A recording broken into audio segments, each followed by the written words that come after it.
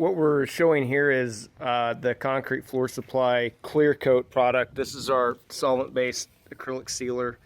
This happens to be the 20% version. We have 25 and 30%. It's going on a stamped concrete surface here that just needs a reseal on it, so we power washed it, and it's just a dip and roll application, as you can see. And then this product, it looks a little cloudy, but it isn't. It's actually a product called Easy Grip that we put in there that's mixed in the sealer. It's a gripping agent that goes in the sealer.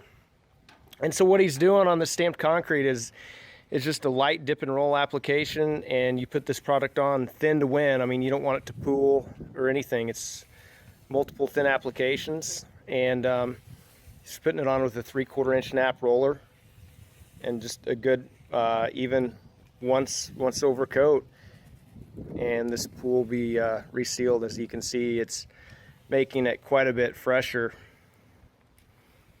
just with that application.